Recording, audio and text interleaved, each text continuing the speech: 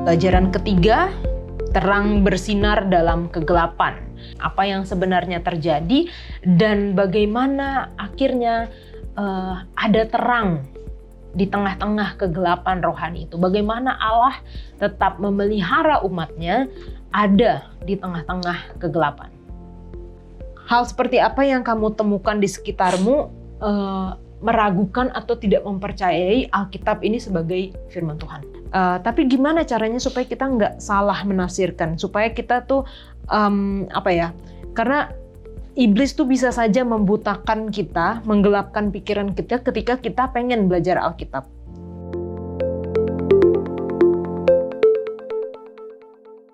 Selamat datang dalam diskusi Sekolah Sabat, diskusi pembelajaran Alkitab yang mendalam untuk menguatkan iman kepercayaan kita kepada Tuhan.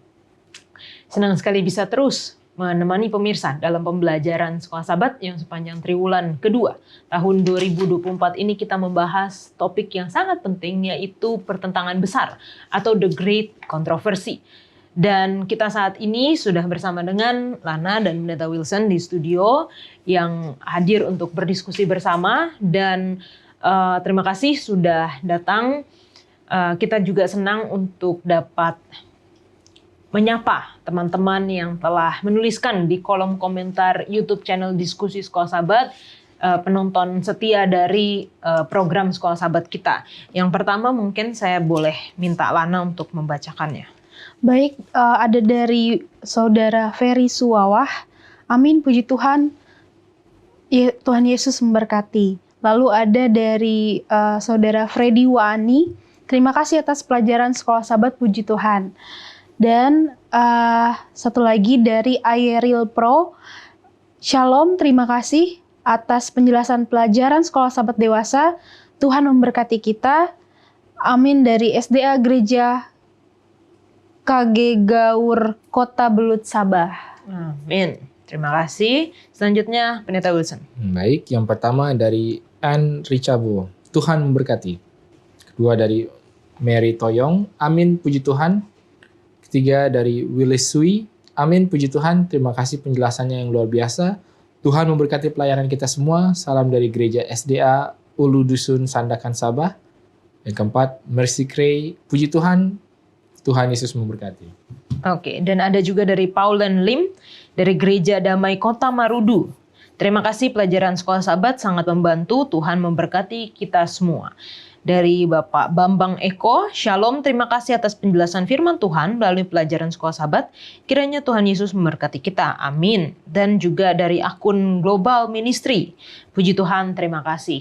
Terima kasih bagi saudara-saudara yang telah menuliskan kolom komentar, dan kami tetap mengundang saudara-saudara yang lain juga mungkin bisa kita absen ya dari daerah mana, dari pulau mana, atau bahkan dari luar Indonesia, sehingga kami pun semangat mengetahui bahwa program ini disaksikan oleh banyak orang dan bisa menjadi berkat bagi teman-teman semuanya.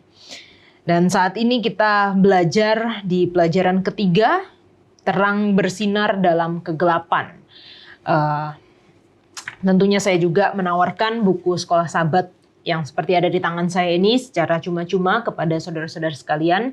Bagi yang rindu untuk belajar bersama namun sulit untuk mendapatkan akses kepada buku ini, silahkan langsung saja hubungi nomor call center Hope Channel Indonesia dan katakan saya ingin mendapatkan buku ini, buku Sekolah Sabat, sehingga kami dapat mengirimkan kepada saudara-saudara sekalian. Dan bukan hanya itu, kami juga akan mengirimkan juga dalam satu set yang sama buku Kemenangan Akhir, karena ini merupakan buku suplemen dari pelajaran kita sepanjang triwulan ini.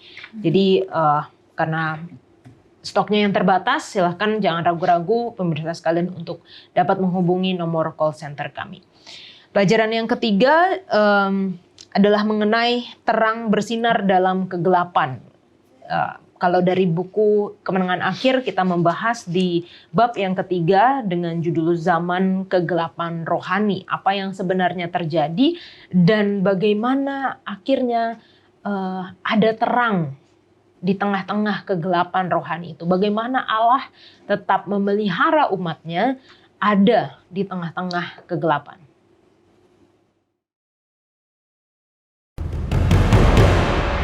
Pertentangan besar Tema sentral ini terbentang dalam seluruh isi kitab suci, mulai dari Kejadian hingga kitab Wahyu. Pertentangan besar dimulai di sorga, dengan pemberontakan Lucifer terhadap Tuhan, dan ketika Adam dan Hawa jatuh dalam tipuan setan, planet bumi menjadi terlibat. Kasih Allah dinyatakan di hadapan seluruh alam semesta. Ketika di Golgota, Kristus menyerahkan nyawanya untuk menebus umat manusia, dan kekalahan iblis telah dipastikan. Namun, peperangan terus berlanjut. Melalui sejarah dunia, kita melihat iblis berusaha menghancurkan umat Allah. Meskipun dia telah dengan kejam menganiaya gereja Kristus dan membantai jutaan orang, Allah selalu hadir untuk umatnya dan tidak pernah meninggalkan mereka. Mari kita jelajahi isu-isu utama, konflik Kristus dan iblis, dan melihat keberanian yang tak tergoyahkan dari orang-orang untuk mengikuti kebenaran kitab suci, gerakan reformasi atas dasar iman dan keselamatan oleh kasih karunia. Terang yang disingkapkan kepada para pendiri gereja sampai kepada peristiwa-peristiwa terakhir dalam pertentangan besar yang membawa kepada kemenangan akhir. Kasih Allah.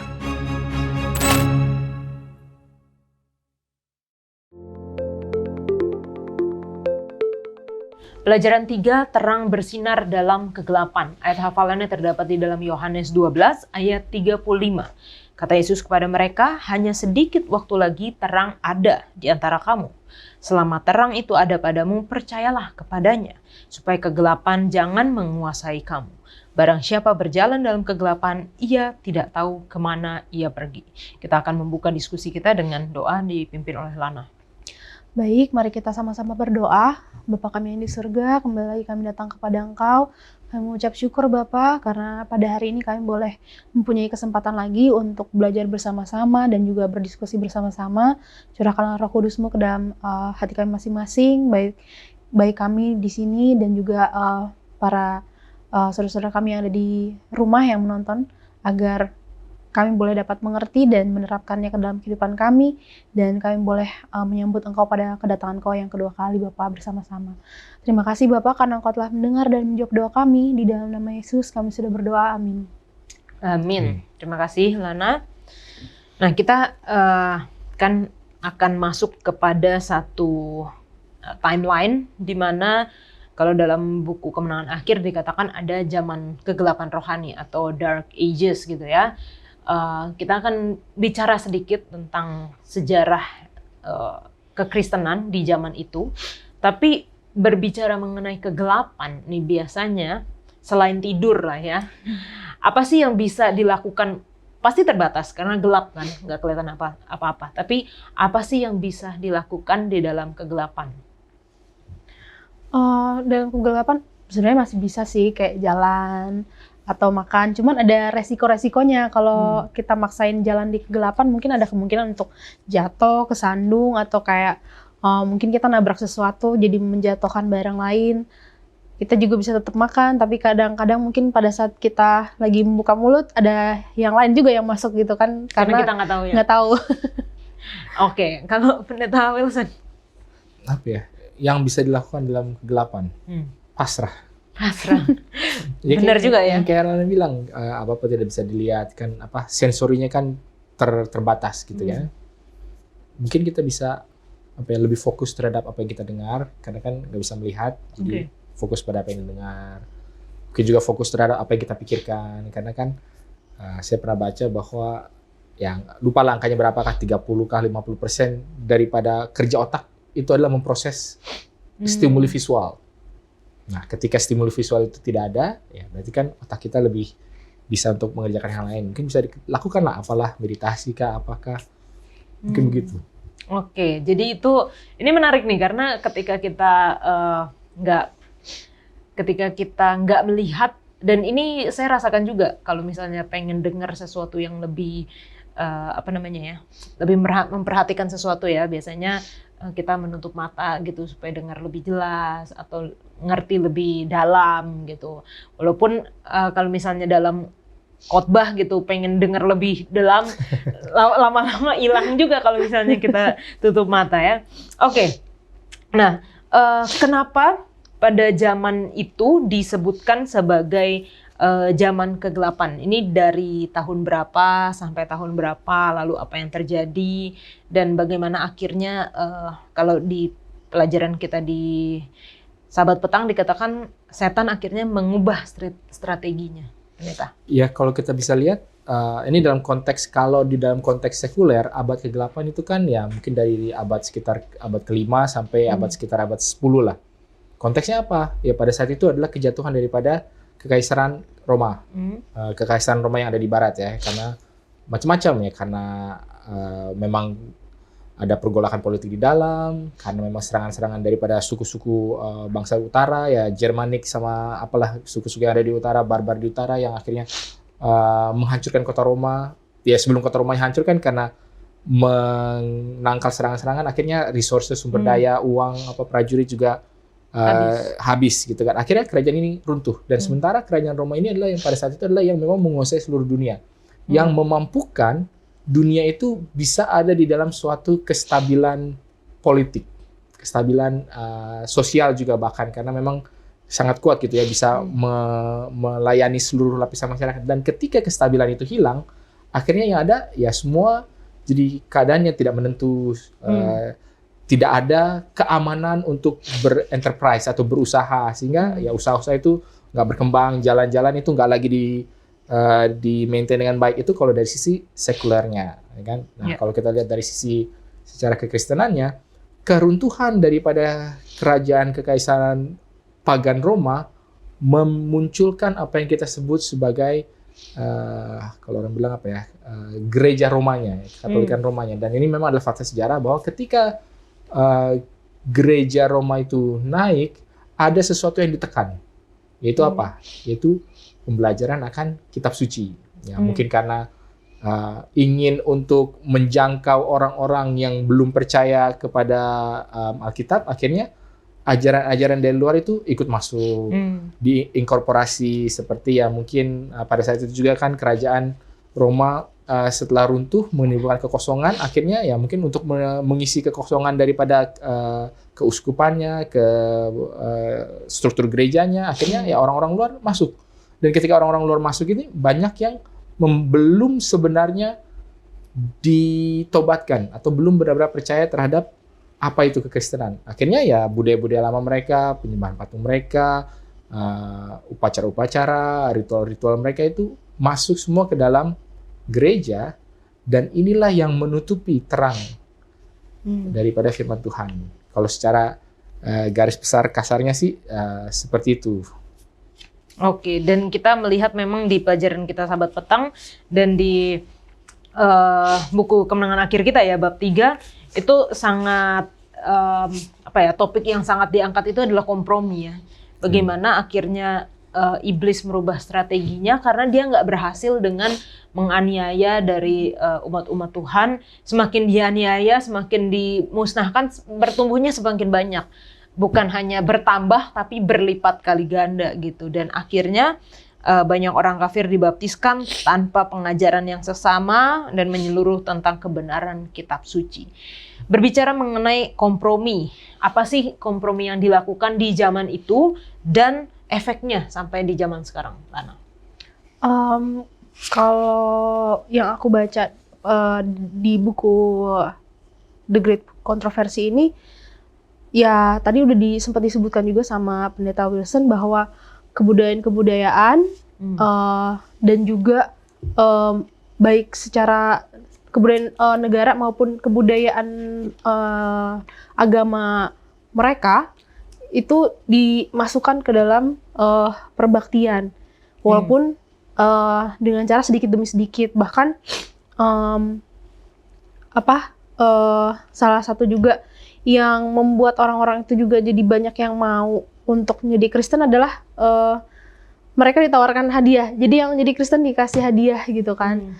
Jadinya dan pada waktu itu mungkin orang-orang Kristen itu jadi kayak wah seneng nih kita jadi seperti disupport, padahal ini adalah salah satu metode setan. Dan ya itulah yang mungkin terjadi juga sekarang ini di gereja kita. Kadang-kadang mungkin karena kita takut untuk melukai perasaan orang yang mungkin baru masuk ke gereja atau mungkin baru mau belajar aja atau bahkan baru datang aja, kadang-kadang kita menoleransi atau mencoba untuk fleksibel, tapi jadinya membuat seolah-olah itu tidak apa-apa, padahal itu adalah apa-apa karena ada sesuatu yang Mengorbankan prinsip. iya, mengorbankan prinsip gitu. Jadi mungkin ya ini banyak hal ya. Sebenarnya ini agak, kalau menurut aku mungkin agak sensitif gitu dari segi mungkin musik ya kan, untuk menarik orang lebih banyak datang ke gereja. Kadang-kadang kita menoleransi itu atau mungkin yang lainnya. Tapi saya tidak mencoba untuk mengatakan bahwa ketika orang ini datang dengan segala kebudayaan dia yang selama ini udah dia lakukan sepanjang hidupnya, terus kita kayak, oh lu nggak boleh datang karena kamu masih begini begitu. Tapi setidaknya kita memberitahukan gitu, di sini tuh seperti ini, diberi pemahaman gitu kan. Cuman yang aku lihat pada prakteknya pada saat ini yang gereja-gereja lakukan adalah menoleransi dan bahkan memasukkan dengan alasan supaya bisa menjangkau mereka yang belum mengenal. Jadi supaya mereka merasa nyaman, padahal nggak seperti itu sebenarnya konsepnya gitu kan. Kalau kita lihat lagi sejarah ketika Kain dan Habel ya, Tuhan bilang persembahkan korban bakaran. Apakah salah Kain mempersembahkan hasil kebunnya? Itu yang terbaik loh. Cuman balik lagi bahwa yang Tuhan minta bukanlah itu. Nah sebenarnya ini juga simpel saja gitu. Apa yang Tuhan minta itulah yang harusnya kita lakukan gitu. Jadi ketika kita menolerir satu, nanti pasti akan ada toleransi kedua, ketiga dan seterusnya gitu. Sebenarnya seperti itu yang saat ini sedang terjadi di gereja-gereja kita. Oke. Kalau dari Pendeta Wilson, batasannya kira-kira berarti Pendeta antara memang yang cara menjangkau atau ini adalah kompromi? Mungkin kalau kita bisa lihat dari sisi mana yang berupa praktek dan mana yang berupa prinsip ya. Okay. Seringkali apa yang orang praktekkan memang berbeda-beda. Ya, ada orang yang mungkin berdoa berdiri, ada orang berdoa duduk, ada orang yang memuji Tuhan pakai musik, ada yang berdoa memuji Tuhan itu hanya akapela, ada yang kalau berdoa harus menghadap kepada Yerusalem, ada yang bilang nggak harus. Jadi kan praktek. Okay. Nah, kompromi itu bukan di ranah praktek sebenarnya, tapi kompromi itu di ranah prinsip. Ya, prinsip tentang apa sih prinsipnya? Apa sih prinsip menyembah? Apa sih prinsip berdoa? Apa sih prinsipnya kita berbakti? Nah, ketika yang diubah itu bukanlah prakteknya, tetapi prinsipnya, baru bisa kita sebutkan sebagai kompromi yang batasannya di sana. Karena biar bagaimanapun juga kompromi itu tidaklah sesuatu yang sebenarnya bisa kita bilang sesuatu yang jelek. Tergantung bagaimana diaplikasikannya. Ketika itu diaplikasikan kepada praktek, kayak contohnya di Kisah Rasul pasal 15 itu kan ada konsili Yerusalem. Nah, orang bilang itu konsili pertama, ya kan, di mana ada pertentangan nih, gimana nih, bagaimana cara kita menjangkau orang-orang yang sudah ditobatkan oleh pekabaran Paulus yang bukan orang Yahudi. Sementara rasul-rasul pada saat itu ya lebih banyak menginjil dalam tanda kutip menobatkan orang Yahudi menjadi Kristen. Nah, tapi sekarang jadi ya mungkin agak lebih mudah lah, sama-sama sudah disunat, sama-sama masih makannya masih kosher, halal haram gitu maksudnya. Lalu kemudian masih mengikuti semua lah kebanyakan. Nah, sekarang sedangkan orang yang benar-benar dari konteks yang lain, yang non-Yahudi ketika menjadi Kristen, praktek seperti apakah yang bisa diterima, yang masih dianggap adalah keberlanjutan daripada nilai-nilai yang memang ada di orang Israel dan kemudian menjadi nilai-nilai yang ada dalam Kristen, dan mana yang sebenarnya adalah praktek yang bukan. Dan kalau bisa dibilang di sini sebenarnya ada satu hal yang sangat menarik. Bagi orang Israel, sunat itu adalah harga mati. Tanda menjadi seorang Yahudi atau tanda menjadi seorang yang punya perjanjian covenant dengan Allah adalah kalau mereka disunat. Sementara di dalam Kisah Rasul pasal 15 diputuskan adalah bahwa tidak usah disunat. ya kan? Lalu kemudian tapi masih disunat itu nggak apa-apa, tapi yang tetap harus dilakukan adalah tidak boleh makan darah, sama adalah beberapa hal lain lagi. Jadi kalau sudah mana sebenarnya yang lebih inti dari segala inti, soal sunat ini atau cuma soal makanan darah? Oh, ternyata bagi mereka pada saat itu, wah, sunat ini lebih susah untuk dipaksakan daripada memaksa orang berhenti makan darah. Jadi mana yang prinsip dan mana yang praktekal itu kan kadang-kadang susah juga kita telah, karena apakah sunat itu tidak memiliki makna? Apakah sunat itu bukan sesuatu yang prinsip? Wah, itu sangat prinsip kan?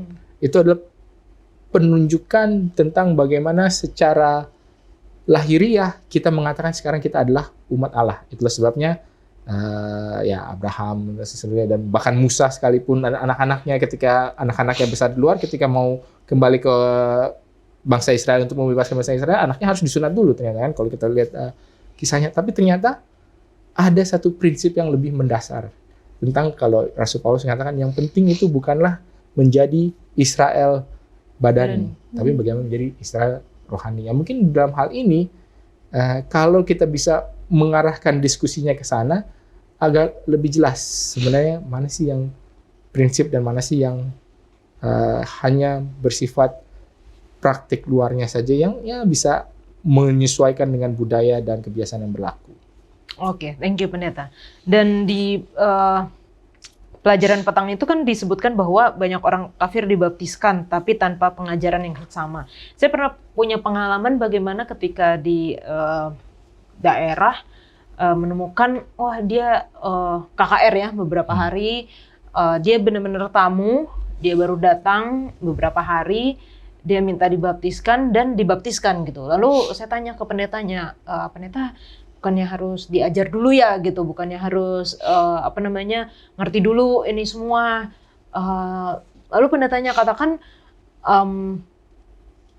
apa yang tertulis di dalam Matius 28 ya, dikatakan pergilah, jadikanlah semua bangsa muridku dan baptislah. Itu yang pertama.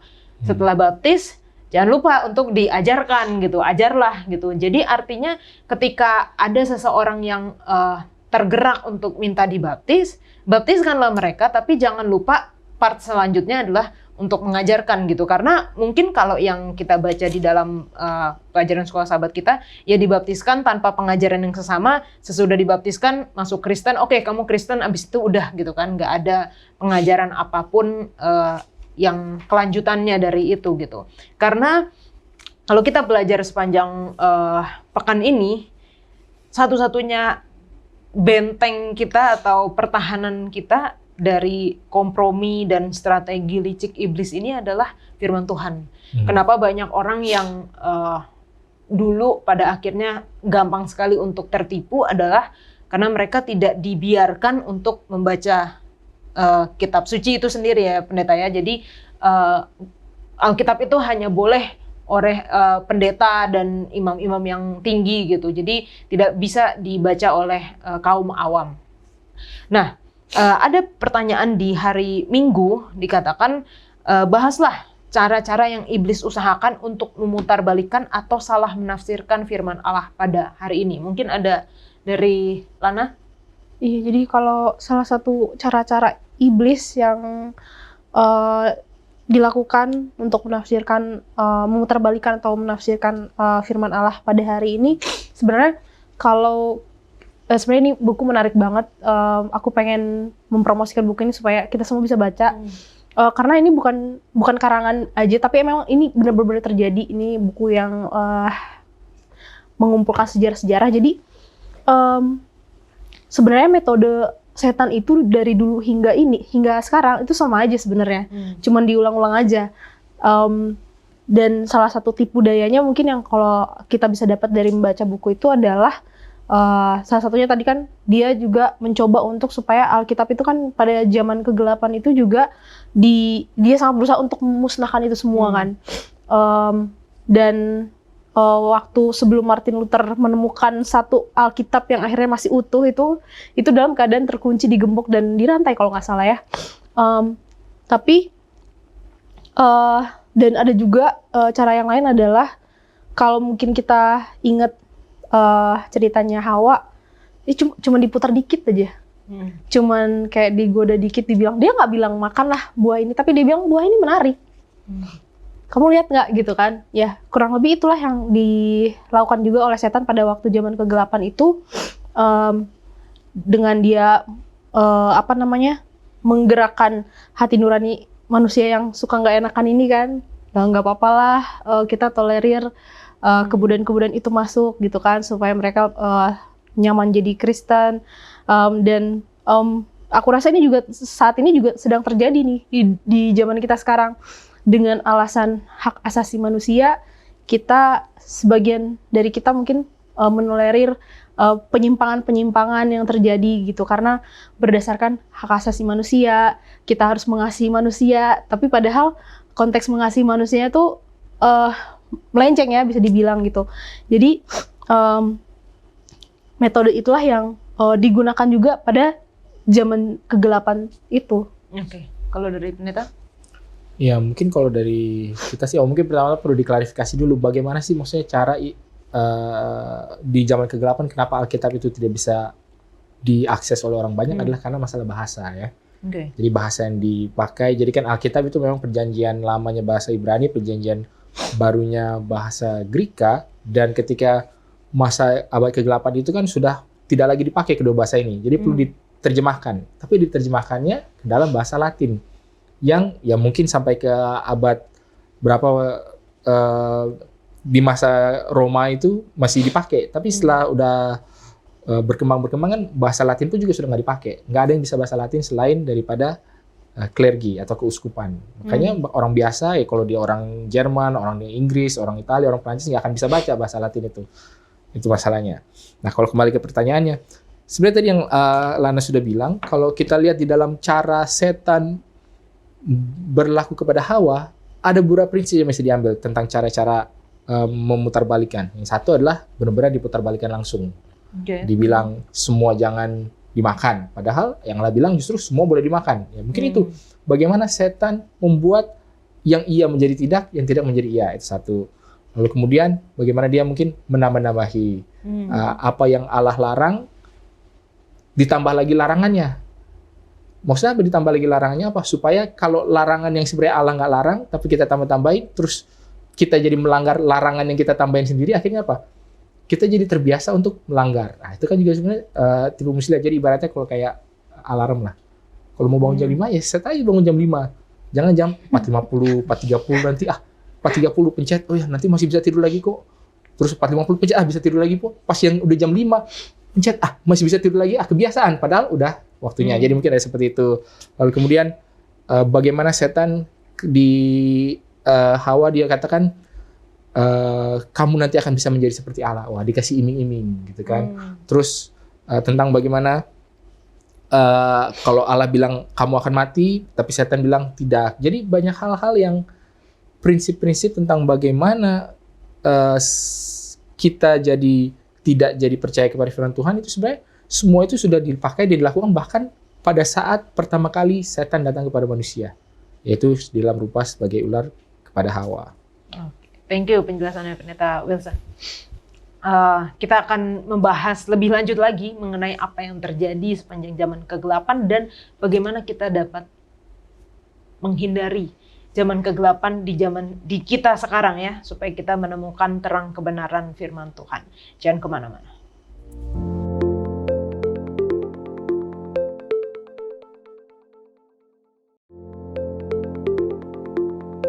Kisah Para Rasul 20 ayat 27 sampai 32. Apa amaran Paulus yang terdapat di dalam ayat-ayat ini dan apakah ini masih applicable untuk gereja di zaman sekarang? Lana. Tentu aja ini sangat applicable di zaman kita sekarang ini ya, karena seperti yang kita ketahui bahwa firman Tuhan itu apapun bentuknya, baik mungkin seperti di Pemazmur ataupun ini nubuatan, bahwa itu pasti akan terjadi untuk menjadi pelajaran bagi kita. Dan salah satu amaran yang justru semakin kesini, semakin akhir zaman, udah pasti akan semakin tergenapi kata-kata Rasul Paulus ini, yaitu kayak hati-hati dengan ajaran-ajaran palsu seperti yang kita tahu. Bahkan semakin kesini semakin banyak ajaran-ajaran yang melenceng ya. Bahkan sampai mungkin nggak terdata ada aja yang muncul gitu ya. Tapi mungkin kalau menyebutkan kurang enak ya nanti. Ya aku yakin kita semua tahu semakin banyak bahkan gereja setan itu kalau waktu aku masih kecil kayaknya belum bisa terang-terangan ya, tapi kalau sekarang bahkan artis-artis dari luar mereka dengan terang-terangan melalui saya menyembah setan, memang ke gereja setan memang saya gitu kan. Jadi udah semakin berani gitu. Lalu dibilang bahwa bahkan akan muncul guru-guru palsu yang berasal dari kita sendiri gitu, dari lingkungan kita sendiri, dari gereja kita sendiri. Jadi itu bukan hanya terjadi di zaman Rasul Paulus aja, tapi justru akan semakin tergenapi di zaman kita sekarang ini, karena kita hidup di zaman dimana ini adalah saat-saat terakhir sebenarnya, saat-saat genting gitu. Oke, Pendeta Wilson? Ya mungkin tambahan terhadap apa peringatan yang disampaikan oleh Rasul Paulus adalah tentang bagaimana, apakah tujuan daripada orang-orang ini ketika mereka masuk dan memberikan pengajaran-pengajarannya ini. Kan ini kan bilang serigala-serigala yang ganas ya. Kalau Yesus sendiri juga memperingatkan bahwa akan ada serigala berbulu domba ya. Mungkin orang-orang yang seperti ini. Kenapa ya? Karena mereka adalah serigala tetapi menggambarkan dirinya sebagai domba, menggambarkan dirinya sebagai orang yang mau mengajar, mau memberikan ajaran-ajaran. Tetapi tujuannya apa? Kalau tadi di dalam ayat 30 adalah untuk menarik murid-murid kepada diri mereka sendiri, bukan kepada Tuhan gitu ya. Dengan ajaran sesat berusaha menarik murid-murid dari jalan yang benar supaya mengikut mereka.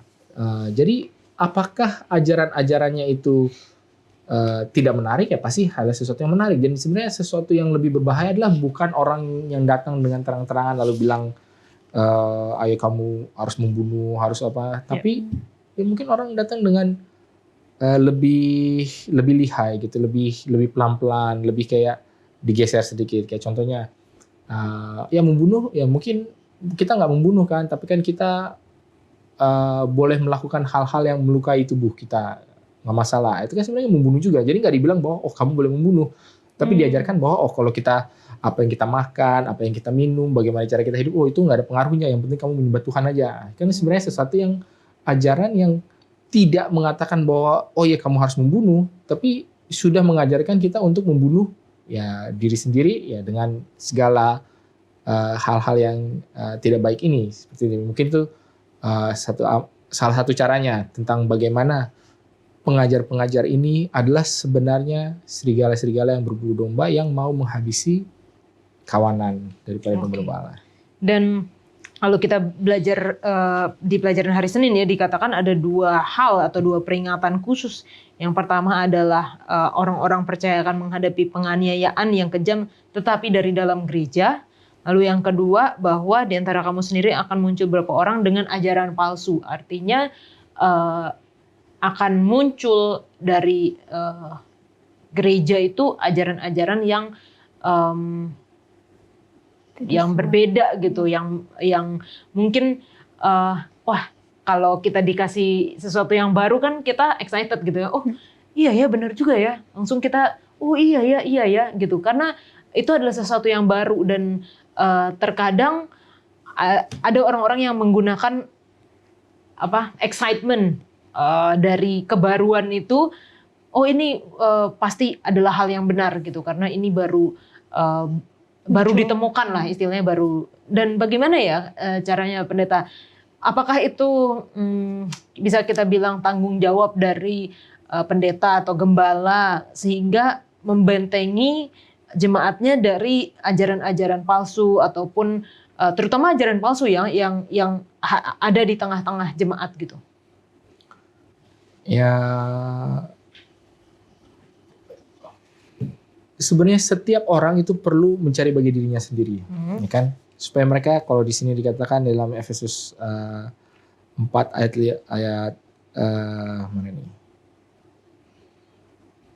Kalau mulai dari ayat yang pertama lah, tapi kita baca langsung ke ayat yang ke-15 tentang pengajaran-pengajaran. Nah, setelah diajar bilang kamu harus belajar, setiap orang harus mencari, ayat 14 ya, sehingga kita bukan lagi anak-anak yang diombang-ambingkan oleh rupa-rupa angin pengajaran, oleh permainan palsu manusia dalam kelicikan mereka yang menyesatkan. Nah, ini caranya. Tetapi dengan berpegang teguh kepada kebenaran, di dalam kasih kita bertumbuh di dalam segala hal karena Dia Kristus yang adalah kepala. Nah, jadi bagaimana cara supaya kita tahan terhadap hal itu? Apakah itu tugas dan tanggung jawab daripada para penatua ataupun orang-orang yang dianggap lebih rohani? Jawabannya sudah pasti iya. Memang ada kewajiban bagi pengajar-pengajar, ya kan? Karena ialah yang memberikan, baik rasul-rasul nih ayat 11 maupun nabi-nabi, baik pemberita Injil maupun gembala-gembala dan pengajar-pengajar ayat 12 untuk memperlengkapi orang-orang kudus bagi pekerjaan pelayanan bagi pembangunan tubuh Kristus. Jadi memang ada tugas dan tanggung jawab daripada semua orang-orang ini. Namun kembali tadi kalau di 14, setelah semuanya itu ada, ya kamu itu jangan jadi lagi seperti anak-anak lagi gitu loh, yang gampang terombang-ambing oleh semua ajaran-ajaran palsu. Jadi ya ada peran yang harus dilakukan oleh orang-orang yang dipercayakan ini, tetapi ada juga tanggung jawab pribadi bagi kita untuk mengetahui dan belajar supaya kita sendirinya tidak terombang-ambing. Oke. Nah, salah satu hal yang atau ajaran sesat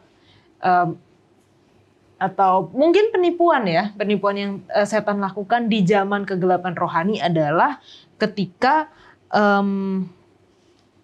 di sini di pelajaran hari Senin bertentangan dengan perintah kedua, berhala-berhala diperkenalkan ke dalam penyembahan Kristen, itu yang pertama. Lalu hari Minggu sebagai hari penyembahan Dewa Matahari secara bertahap diadopsi sebagai hari ibadah Kristen untuk menghormati kebangkitan Yesus. Nah, bagaimana sejarah mencatat perubahan hari ibadah dari Sabat menjadi Minggu?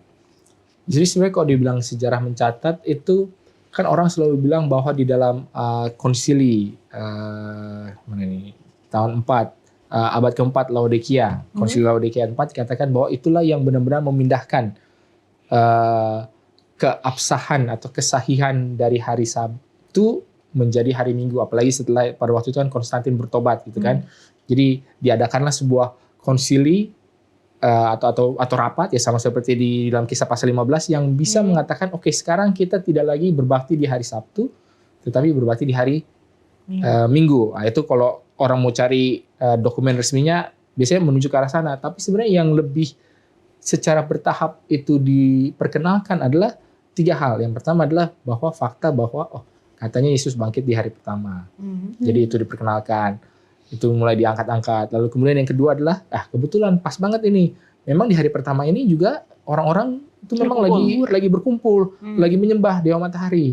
Lalu yang ketiga adalah bahwa di saat itu di dalam Kekaisaran Roma salah satu kelompok yang paling tidak disukai adalah orang Yahudi. Udahlah, memang kita tidak boleh terlalu mirip dengan orang Yahudi. Jadi makanya kita pindahlah dari perbaktian yang membuat kita terafiliasi dengan orang-orang Yahudi kepada perbaktian yang ya kan Yesus bangkit di hari pertama, lalu kemudian orang-orang udah berkumpul, ya kita jadikanlah itu hari penyembahan saja. Sebenarnya secara gradual dan secara perlahan itulah yang mendorong orang sampai kepada pemahaman bahwa hari perbaktian itu adalah di hari penyembahan matahari atau di hari Minggu atau Sunday kan orang bilang. Walaupun mereka lupa sebenarnya hari Sabat itu bukanlah hari perbaktian. Hari Sabat itu adalah hari untuk mengingat 2 hal. Kalau di dalam Keluaran 20 ayat mulai dari ayat 11 seterusnya adalah mengingatkan akan penciptaan. Tapi di dalam Ulangan pasal 5 ayat 13 kalau nggak salah, yang juga menyebutkan hukum keempat, kenapa beribadah kenapa hari Sabat itu khusus adalah karena mengingatkan terhadap penembusan orang Israel dari perbudakan di Mesir. Jadi kalau kita mau secara generalisasi, hari Sabat itu mengingatkan akan 2 hal, yaitu penciptaan dan penebusan. Dan 2 hal ini adalah bukan sesuatu yang bisa dengan mudahnya digeser-geser atau digantikan maknanya. Gitu sebenarnya, itu kalau cara mungkin mau menjawab. Dan bahkan di ayat yang lain di Alkitab dikatakan bahwa hari Sabat itu merupakan tanda ya, tanda umat Allah. Itu makanya yang menjadi satu ironis juga ya, bahwa ketika itu mau diubah jadi hari Sabtu, jadi hari Minggu adalah karena supaya tidak terlalu mirip dengan orang Yahudi. Padahal ya itulah sebenarnya mereka memang harus berbeda, memang harus menjadi tanda.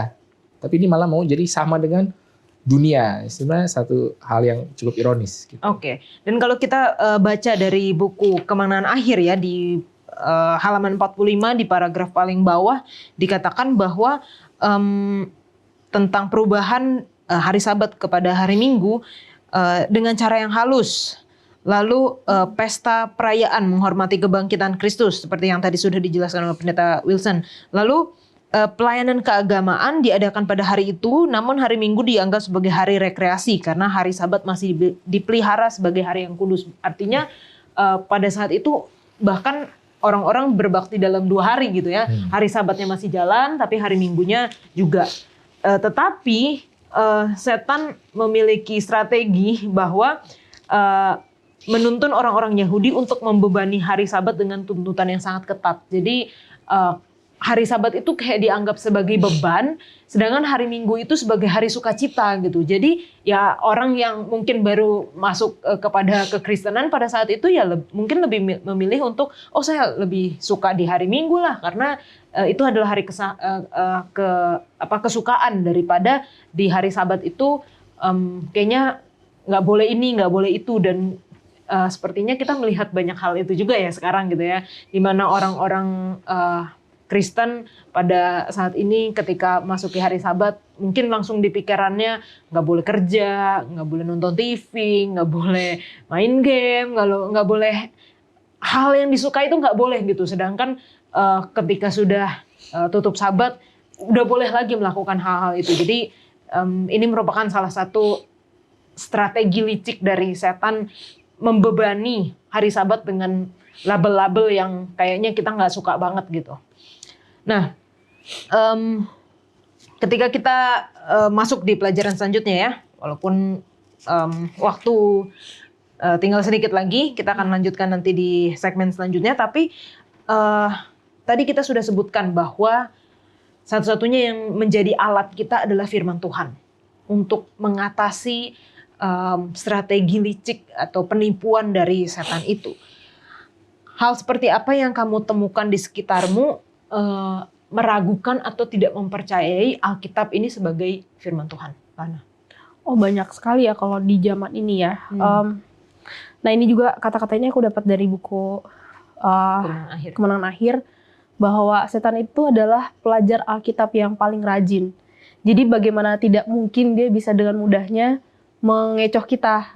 Jadi kalau di kelas mungkin dia juara satunya dan itu sangat memalukan sebenarnya kalau kita tidak lebih rajin daripada setan. Dan kalau zaman sekarang kita lihat ya banyak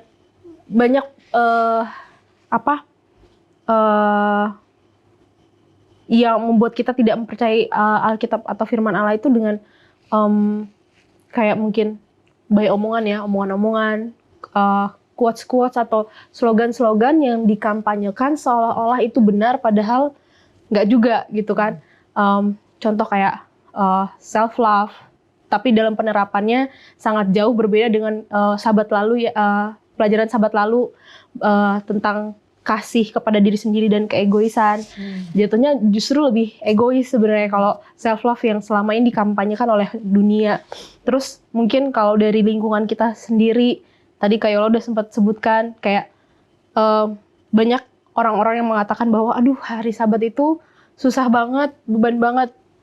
Secara tidak langsung kalau misalkan kita mungkin sering mendengar kata-kata itu, kita juga akan lama-lama terinfluence dan pikiran kita bisa jadi ya kayak mempertimbangkan, iya ya kayaknya kalau dilihat-lihat hari Sabat tuh berat banget ya, nggak boleh ini itu, yang tadinya biasanya kita bisa ini itu selama 6 hari. Ketika hari yang ke-7 kita harus nggak boleh begini begitu. Jadi lama-lama padahal harusnya itu adalah menjadi satu kesukaan bagi kita ya kan. Cuman karena akibat omongan-omongan itu yang mungkin kita nggak pernah memikirkan bahwa itu merupakan hal-hal yang simple gitu. Tapi sebenarnya itu sangat mempengaruhi lama-lama mempengaruhi orang lain gitu. Kita lama-lama mikir bahwa oh iya benar, kayaknya emang hari Sabat susah deh gitu. Karena itu juga metode yang dilakukan oleh setan ketika dia jatuh ke dalam dosa, sampai sepertiga malaikat itu akhirnya rela ikut dengan dia dengan sukacita. Kita bayangin aja di surga, aku yakin malaikat-malaikat itu tahu bagaimana kasihnya Yesus, tapi mereka bisa dengan secara sukarela, sepertiga dari belaksa-laksa, kita bisa bayangkan berapa banyak akhirnya mengikut setan karena perkataan-perkataan itu. Kayak hukum-hukum Tuhan itu sulit, ini itu banyak larangannya, nggak inilah bla bla bla bla gitu. Akhirnya itulah yang menggoyahkan malaikat, dan itu juga lah yang membuat kita sekarang manusia ini seringkali goyah karena omongan-omongan seperti itu yang sepertinya benar, tapi sebenarnya kalau kita dalami lagi nggak seperti itu gitu. Oke. Dan bahkan ada juga yang pilih-pilih ya. Jadi kalau yang ini oke, saya mau ikut yang ini, tapi kalau yang sesuai ayat selera. yang ini ini kayaknya bukan deh. Berat. Nggak termasuk ini udah dipalangkan di kayu Iya, salib betul. contohnya gitu. Itu salah satu hal yang mungkin kita temukan bagaimana kita tidak benar-benar menganggap sepenuhnya kitab suci ini sebagai nubuatan dari seutuhnya. seutuhnya ini merupakan dari Allah. Kita akan lanjutkan diskusi kita, jangan kemana-mana.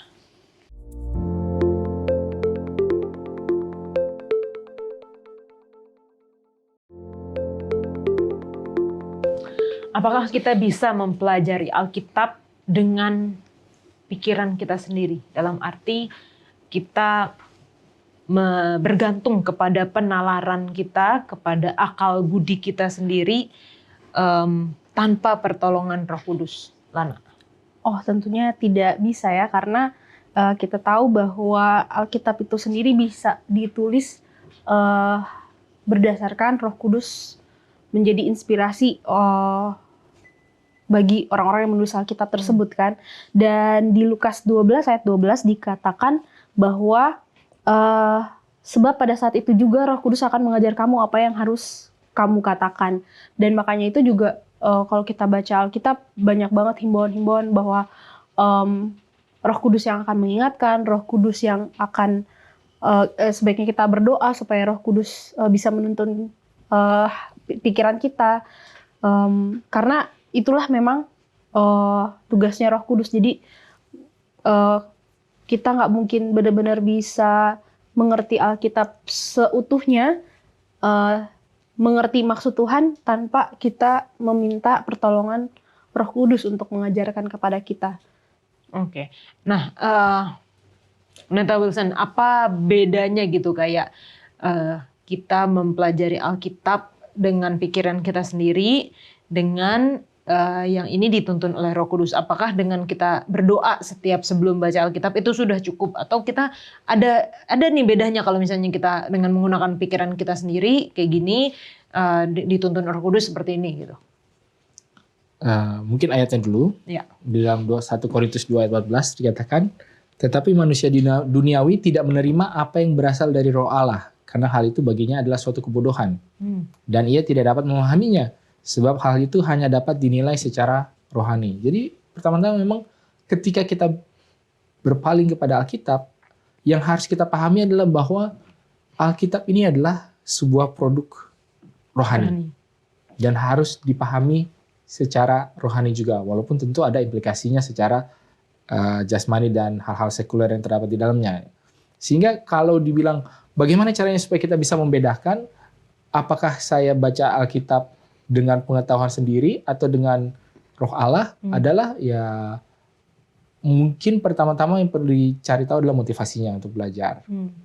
Oke, kalau motivasinya adalah untuk menjustifikasi sebuah kesalahan atau sebuah apapun yang sudah kita rencanakan untuk lakukan atau tidak lakukan, dan kita mencari untuk bisa membela argumen kita dari Alkitab, itu pasti udah suatu motivasi yang salah dan udah pasti akan membawa kepada penerapan yang salah juga. Jadi motivasi itu penting tentunya. Terus yang kemudian yang kedua adalah bagaimana kita memandang kepada Alkitab itu sendiri. Dalam arti begini, apakah kita membaca Alkitab hanya untuk memahami apa sih sebabnya kenapa Alkitab itu ditulis? Maksudnya begini, oke, Alkitab ini ditulis kan memang karena pada zaman dulu orang itu begini. Makanya keluarlah firman Tuhan seperti ini. Nah, kita kan sudah berbeda. Karena kita begini-begini, maka hal ini sudah tidak relevan terhadap saya. Nah, itu juga. Jadi kan adalah yang namanya apa? Kalau di dalam dunia ilmiah akademis Alkitabnya itu namanya historical critical method. Metode kritikal yang melihat secara historisnya. Oke, contohnya seperti ini. Alkitab ini ditulis oleh orang-orang Israel. Dan orang-orang Israel itu tinggal di Timur Tengah. Mereka punya budaya Timur yang sangat mengangkat hal ini. Tapi kan kita kan di budaya Barat. Contohnya bagi orang di Barat. Kalau kita kan di budaya yang berbeda dari budaya itu kan. Sehingga apa? Hal-hal yang relevan terhadap mereka, kita tahu kenapa itu penting untuk mereka dan mereka harus lakukan. Tetapi bagi kita, secara historis kita mengkritisi. Oh ya, bukan ini aplikasinya buat saya. Nah, itu kan sebenarnya sesuatu yang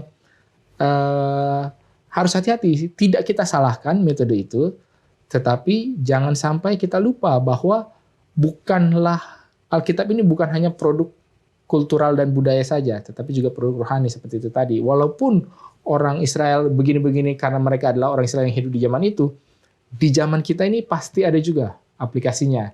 Bisa sama, bisa juga berbeda. Tetapi kalau kita memulainya dengan oke, saya mau tahu apa aplikasinya bagi saya, paling tidak kita masih mengatakan, oh saya masih ingin untuk dituntun oleh roh. Mungkin seperti itu. Oke. Dan ini berhubungan juga dengan bagaimana caranya supaya kita tidak salah menafsirkan gitu ya. Oke, Tuhan saya pengen belajar Alkitab, saya pengen baca Alkitab setiap hari contohnya, lalu saya akan baca dari mana, mulai dari mana. Kadang-kadang mungkin orang nggak tahu juga gitu ya, kalau baca tuh mulai dari mana sih, terus apa sih yang harus dilakukan, dan kita punya banyak sekali program-program pemuda ya, terlebih untuk pemuda, untuk remaja, memulai untuk Bible study itu seperti apa. Banyak kelompok-kelompok pendalaman Alkitab, kalau misalnya Anda membutuhkan juga silahkan hubungin call center Hope Channel Indonesia, kita dapat membantu saudara untuk belajar Alkitab bersama-sama gitu ya. Tapi gimana caranya supaya kita nggak salah menafsirkan, supaya kita tuh karena iblis tuh bisa saja membutakan kita, menggelapkan pikiran kita ketika kita pengen belajar Alkitab. Pendeta? Ya, kalau ayat yang suka dipakai di dalam konteks ini biasanya di dalam Yesaya 8 ayat 20 dikatakan, carilah pengajaran dan kesaksian. Siapa yang tidak berbicara sesuai dengan perkataan itu, maka baginya tidak terbit fajar. Kalau kita bilang pengajaran dan kesaksian, mungkin kita bingung, apa ini pengajaran, apa ini kesaksian.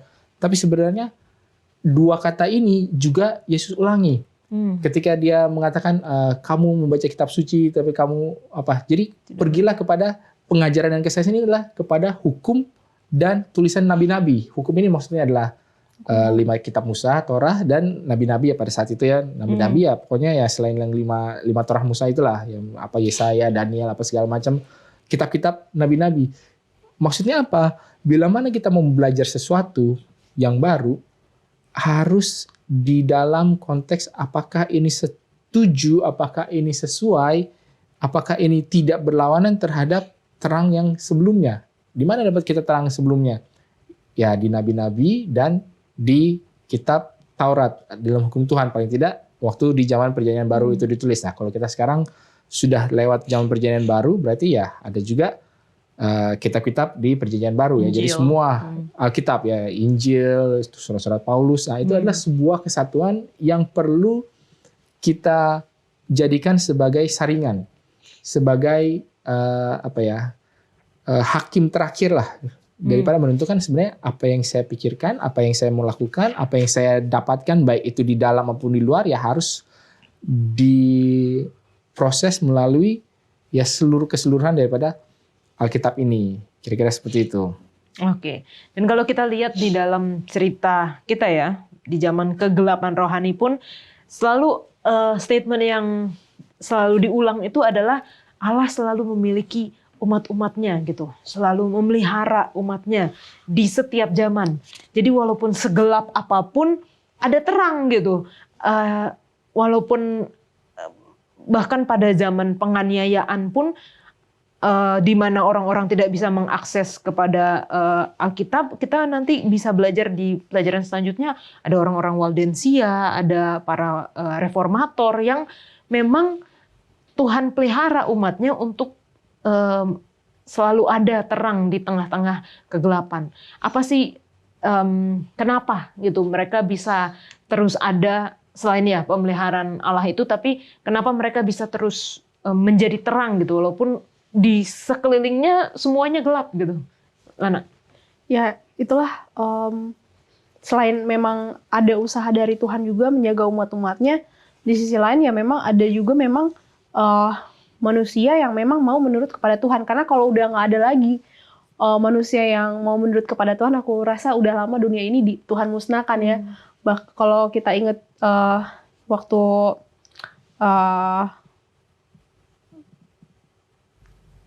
zaman Nuh, walaupun cuma 8 orang, tapi setidaknya ada, walaupun cuma 8 orang. Jadi jumlah tidak mempengaruhi, tapi yang penting ada gitu.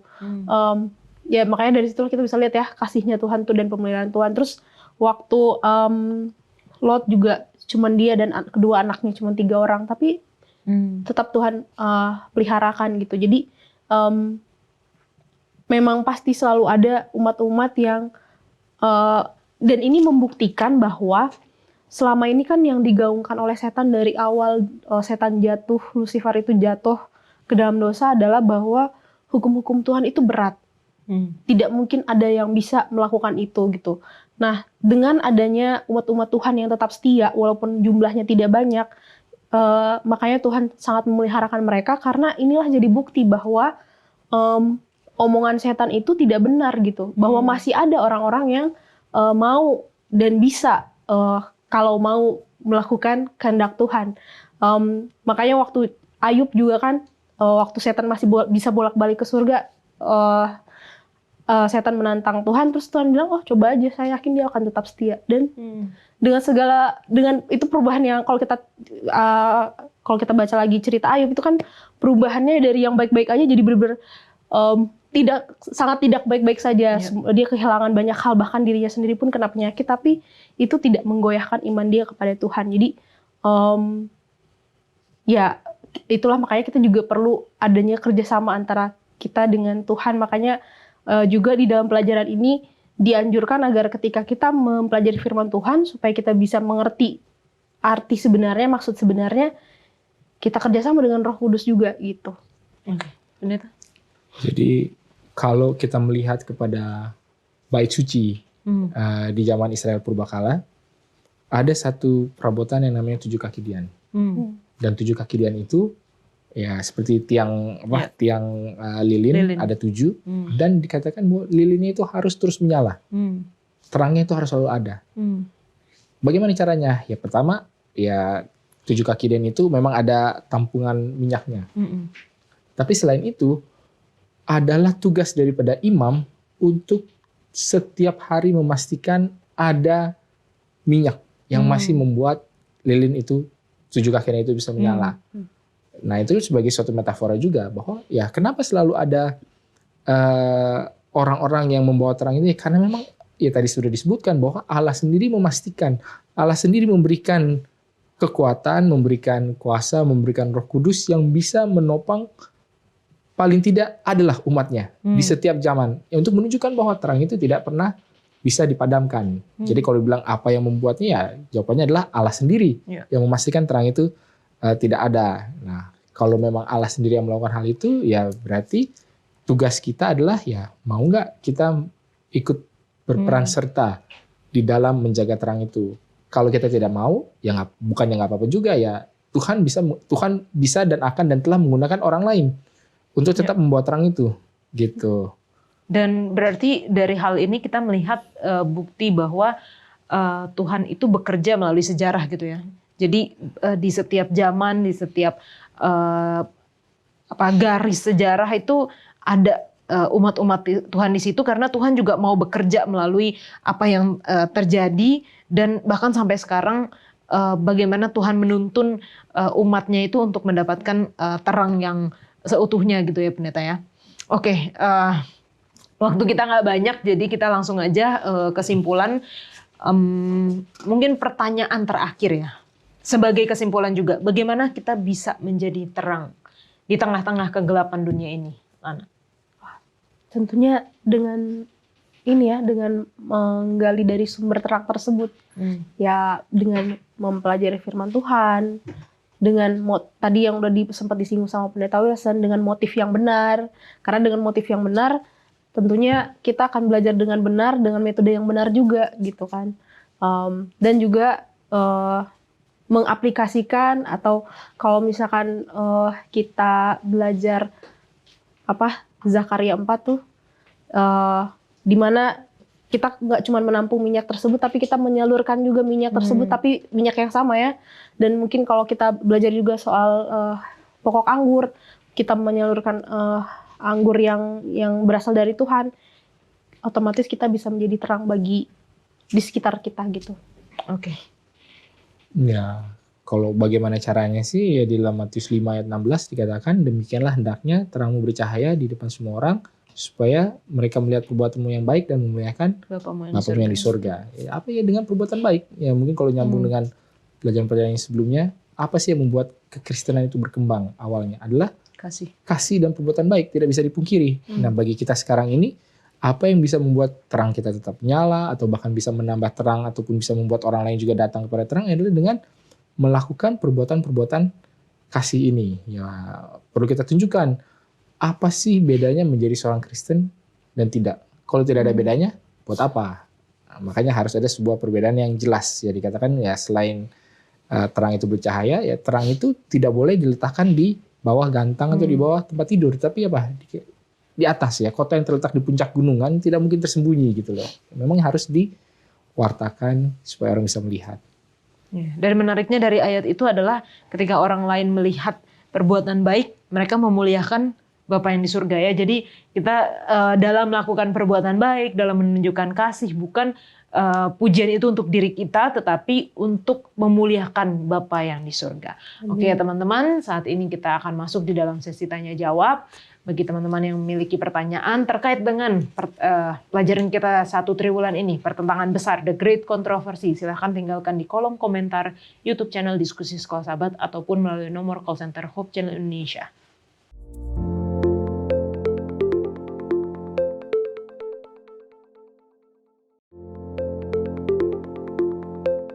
Baik, saat ini kita masuk di dalam sesi tanya jawab bersama dengan Pendeta Alberto Tulalesi. Terima kasih Pendeta untuk waktunya. Nah ini pelajaran yang menarik Pendeta, karena kita triwulan ini kan belajar mengenai The Great Controversy. Dan ada pertanyaan seperti ini dari saudara atau Bapak Paulus. Kapan terjadinya pengangkatan manusia yang percaya? Kapan kerajaan 1000 tahun itu eksis? Dan kapan masa penderitaan yang belum pernah terjadi dan tidak akan pernah terjadi lagi? Coba jelaskan kronologi secara sistematis ketiga peristiwa tersebut. Oke, baik, terima kasih Yola. Terima kasih juga untuk yang bertanya, Saudara Paulus atau Bapak Paulus ya, atas pertanyaan yang luar biasa ini. Jadi, kapan ini ketiga urutan-urutannya ditanya ya? Oke, jadi yang pertama, coba kita lihat dalam Matius 24 ayat 21 dan 22. Oke, Matius 24 ayat 21 dan 22. Oke. Sebab pada masa itu akan terjadi siksaan yang dahsyat seperti yang belum pernah terjadi sejak awal dunia sampai sekarang dan yang tidak akan terjadi lagi. Dan sekiranya waktunya tidak dipersingkat, maka dari segala yang hidup tidak akan ada yang selamat. Akan tetapi oleh karena orang-orang pilihan, waktu itu akan dipersingkat. Ya. Dan kalau kita baca selanjutnya ya, di dalam pasal yang sama juga, kalau kita lihat di dalam ayat 29 dan ayat 30, coba boleh ya baca. Pada waktu itu akan tampak tanda anak manusia di langit dan semua bangsa di bumi akan meratap dan mereka akan melihat anak manusia itu datang di atas awan-awan di langit dengan segala kekuasaan dan kemuliaannya. Oke, baik, jadi peristiwa kepicikan Yakub yang dikenal ya, kesusahan yang sangat besar sekali, yang sangat dahsyat sekali, yang belum pernah terjadi sebelumnya sejak dunia diciptakan dan tidak akan pernah terjadi lagi, yaitu peristiwa sesaat sebelum kedatangan Tuhan. Karena setelah peristiwa itu datang Tuhan, ya. Coba kita baca dalam Daniel 12 ayat 1, contoh saja. Karena kata di dalam ayat yang ke-22 tadi dibilang bahwa dan sekiranya waktunya tidak persingkat, maka dari segala yang hidup tidak akan ada yang selamat, akan tapi oleh karena orang-orang pilihan waktu itu akan dipersingkat. Lalu Daniel 12 ayat 1. Pada waktu itu juga akan muncul Mikael, pemimpin besar itu yang akan mendampingi anak-anak bangsamu. Dan akan ada suatu waktu kesesakan yang besar, seperti yang belum pernah terjadi sejak ada bangsa-bangsa sampai pada waktu itu. Tetapi pada waktu itu bangsamu akan terluput, yakni barang siapa yang didapati namanya tertulis dalam kitab itu. Oke. Jadi itu kesusahan yang paling dahsyat ya. Kesusahan yang paling besar. Tapi tidak lama kemudian nanti akan datang Yesus Kristus. Ya. Jadi kalau ditanya urutannya kapan? Kesusahan dulu. Setelah itu datang Kristus. Nah, waktu Kristus datang apa yang terjadi? Ya, waktu Kristus datang apa yang terjadi? Coba boleh dibaca 1 Tesalonika 4 ayat 16 sampai 17. Oke, 1 Tesalonika 4 ayat 16 dan 17. Sebab pada waktu tanda diberi, yaitu pada waktu penghulu malaikat berseru dan sangkakala Allah berbunyi, maka Tuhan sendiri akan turun dari sorga dan mereka yang mati dalam Kristus akan lebih dahulu bangkit. Sesudah itu kita yang hidup, yang masih tinggal akan diangkat bersama-sama dengan mereka dalam awan menyongsong Tuhan di angkasa. Demikianlah kita akan selama-lamanya bersama-sama dengan Tuhan. Itu dia. Jadi kita dikatakan di sini bahwa Yesus akan datang tadi kan. Kesusahan terlebih dahulu, setelah itu Yesus datang ya di atas awan-awan, kita boleh lihat tadi ayatnya menyatakan, dan juga sangkakala Allah berbunyi, Yesus sendiri akan turun, lalu yang terjadi adalah orang mati yang percaya sama Tuhan akan dibangkitkan dengan tubuh yang tidak dapat binasa, 1 Korintus 15. Ya. Orang hidup juga akan diubahkan, yang takut akan Tuhan ya akan diubahkan, 1 Korintus 15 juga, dalam sekejap mata, dan kita akan tubuh kita diganti dengan tubuh yang tidak dapat binasa, lalu kita diangkat bersama-sama. Jadi kalau pertanyaannya, kapan pengangkatannya? Itu tadi ya, kesusahan Yakub, masa kepijikan Yakub, setelah itu datang Tuhan, setelah datang Tuhan kita diangkat. Ya. Nah setelah diangkat, jadi ini yang terjadi Yola, bahwa orang benar diangkat ke sorga. Ya, jadi orang benar tidak ada lagi di bumi ini, sudah diangkat ke sorga. Orang jahat mati. Nah, digambarkanlah dalam Wahyu pasal 20. Mari kita buka Wahyu pasal 20. Oke. Alkitab kita ya. Wahyu pasal 20. Iya, kita akan lihat bersama-sama. Itu judulnya adalah Kerajaan 1000 tahun. Ya.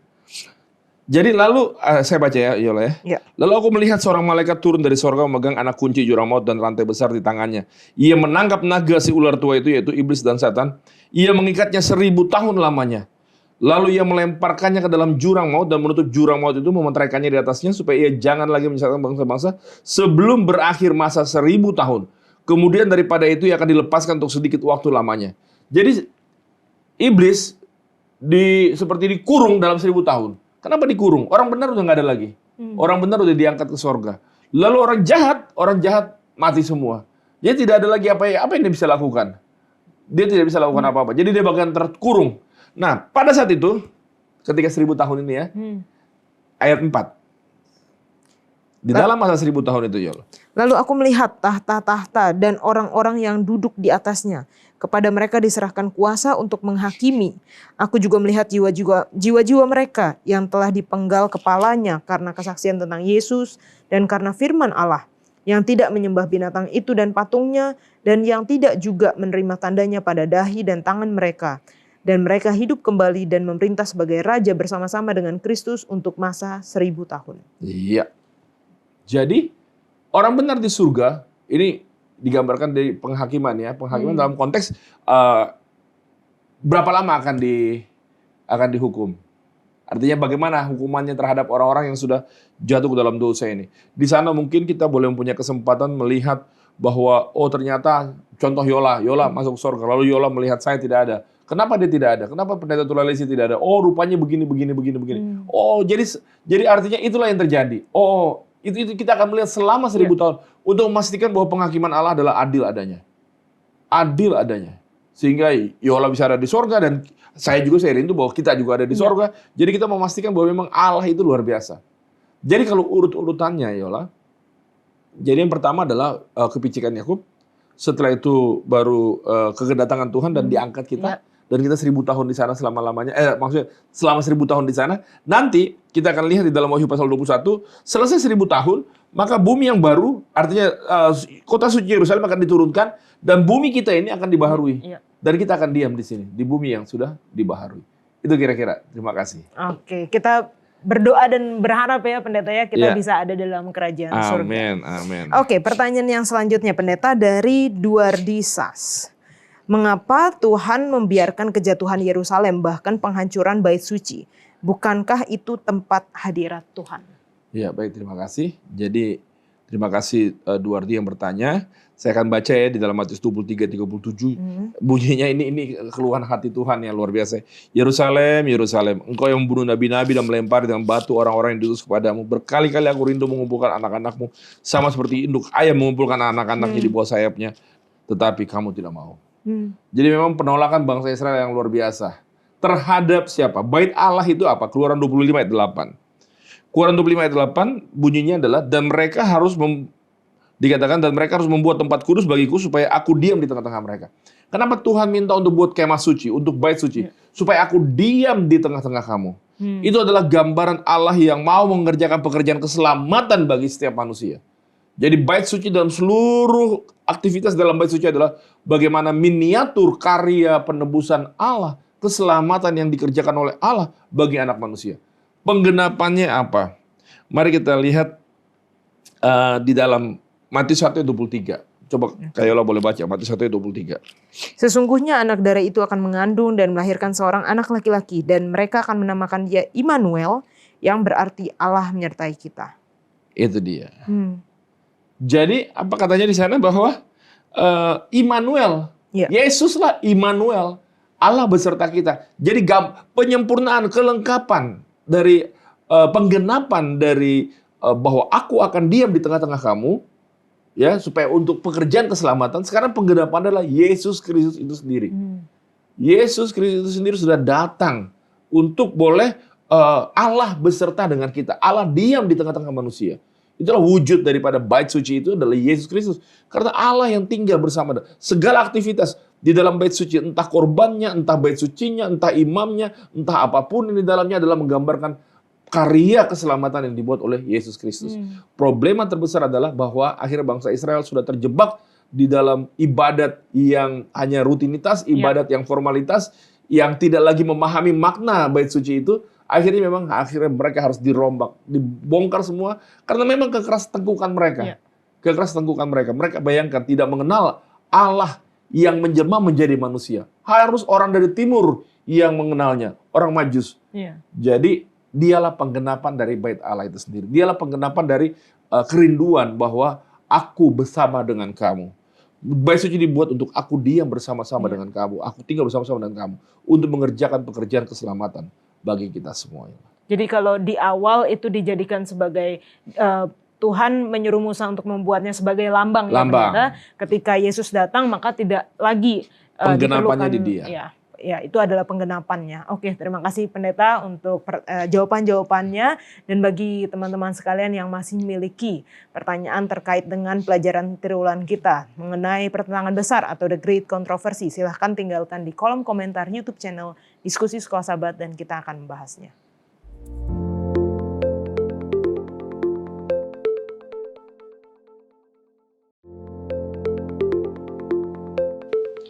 Baiklah, untuk menutup diskusi kita akan minta Pendeta Wilson untuk berdoa. Baik, kita satu dalam doa. Ya Tuhan, Allah Bapa kami dalam kerajaan surga, kami bersyukur ya Tuhan, kami boleh hadir bersama-sama di studio dan juga dengan pemirsa yang boleh melihat dari mana saja, mempelajari tentang bagaimanakah kami boleh dapat menjadi terang bercahaya di tengah kegelapan sekalipun.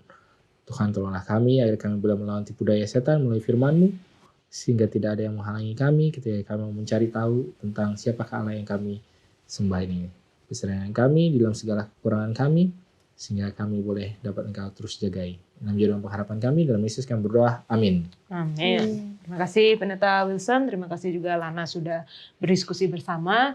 Dan biarlah pelajaran kita mendorong kita untuk mau mempelajari firman Tuhan dan meminta tuntunan Roh Kudus ketika kita mempelajarinya, sehingga kita tidak salah dalam menafsirkan, sehingga kita memiliki benteng di antara tipuan-tipuan setan yang semakin gencar terhadap kehidupan kita. Dan jangan lupa juga untuk mengaplikasikannya, mempraktekannya dalam kehidupan kita dalam bentuk kasih dan perbuatan baik. Kita akan bertemu, belajar di episode selanjutnya. Tuhan Yesus memberkati.